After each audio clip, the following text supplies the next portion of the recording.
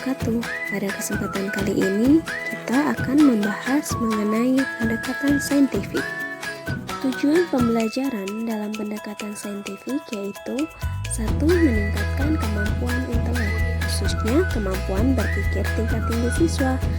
Yang kedua, membantu kemampuan siswa dalam menyelesaikan suatu masalah secara sistematik.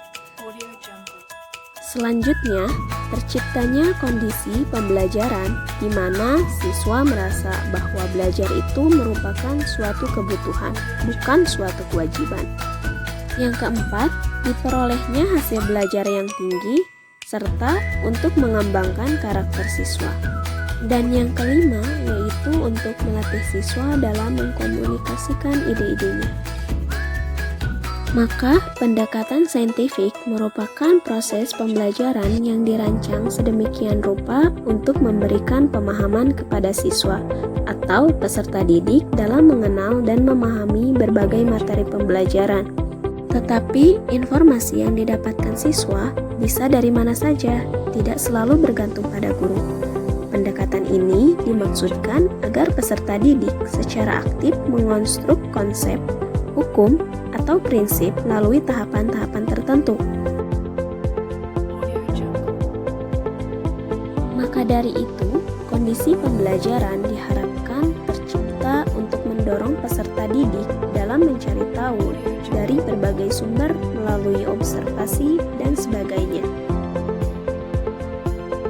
Proses pembelajaran yang mengimplementasikan pendekatan saintifik akan menyentuh 3 ranah, yaitu sikap atau afektif, pengetahuan atau kognitif, dan psikomotor atau keterampilan.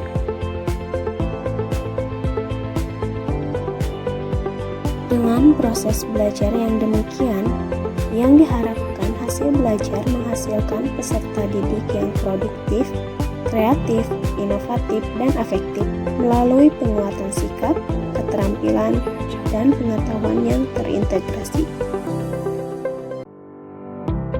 Prinsip-prinsip pembelajaran dengan pendekatan saintifik yaitu 1. Pembelajaran berpusat pada siswa. Yang kedua, pembelajaran membentuk self-concept. Konsep diri merupakan faktor yang sangat menentukan dalam komunikasi interpersonal. Karena setiap siswa akan bertingkah laku sesuai dengan konsep dirinya. Jika siswa memiliki konsep diri yang baik, maka dalam kehidupan selanjutnya, siswa akan bertingkah laku baik. Begitu juga sebaliknya. Yang ketiga, pembelajaran terhindar dari verbalisme. Yang keempat, yaitu pembelajaran memberikan kesempatan pada siswa untuk mengasimilasi dan mengakomodasi konsep, hukum, dan prinsip. Pembelajaran mendorong terjadinya peningkatan kemampuan berpikir siswa. Selanjutnya, pembelajaran meningkatkan motivasi belajar siswa dan motivasi mengajar guru. Lalu, memberikan kesempatan kepada siswa untuk melatih kemampuan dalam berkomunikasi. Dan yang terakhir, adanya proses validasi terhadap konsep, hukum, dan prinsip yang dikonstruksi siswa dalam struktur kognitifnya.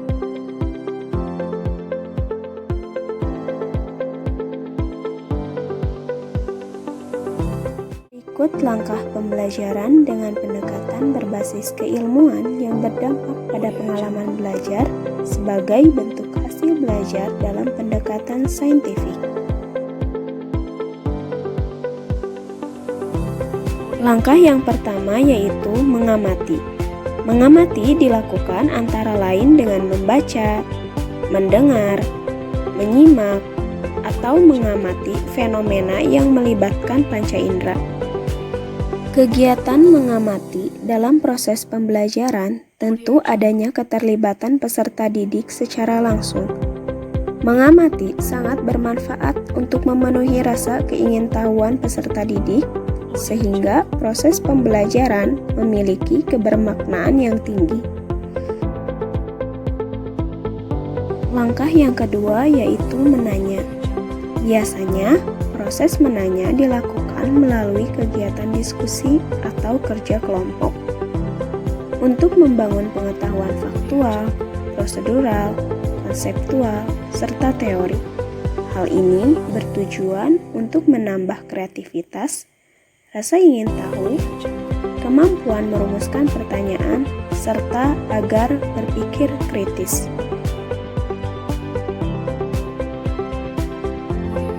Langkah selanjutnya yaitu mengumpulkan informasi atau mencoba. Kegiatan ini merupakan tindak lanjut dari proses menanya. Untuk memperoleh hasil belajar yang otentik, peserta didik harus mencari tahu apa yang sedang dipelajari atau melakukan percobaan, terutama untuk materi atau substansi yang sesuai. Mengumpulkan informasi dilakukan dengan membaca, mengamati aktivitas, kejadian, ataupun aktivitas wawancara dengan narasumber dan sebagainya. Adapun tujuan yang diharapkan yaitu mengembangkan sikap jujur, teliti, menghargai pendapat orang lain, kemampuan berkomunikasi, dan mampu mengumpulkan informasi melalui berbagai cara yang dipelajari. Kegiatan ini dilakukan untuk menemukan keterkaitan satu informasi dengan informasi lain, menemukan pola dari keterkaitan informasi tersebut. Mengasosiasi ini dapat dilakukan dengan mengolah data, menganalisis data, mengelompokkan, serta menyimpulkan untuk menghubungkan informasi atau fenomena terkait yang ditemukan dan menemukan polanya. Adapun tujuan dari mengasosiasikan ini yaitu mengembangkan sikap jujur, teliti, disiplin, serta bekerja keras.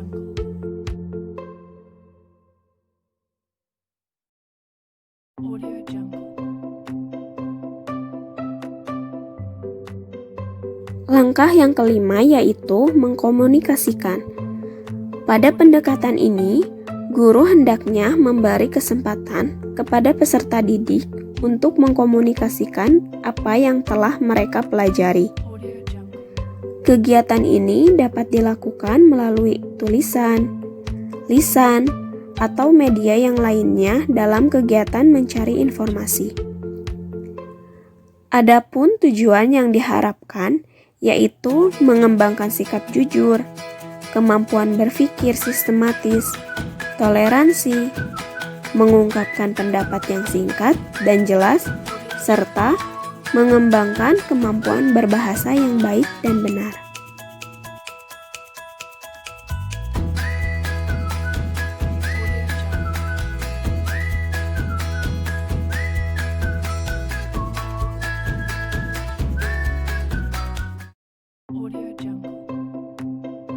Sekian itulah pembahasan mengenai pendekatan saintifik kurikulum 2013. Semoga informasi ini dapat menambah wawasan serta bermanfaat.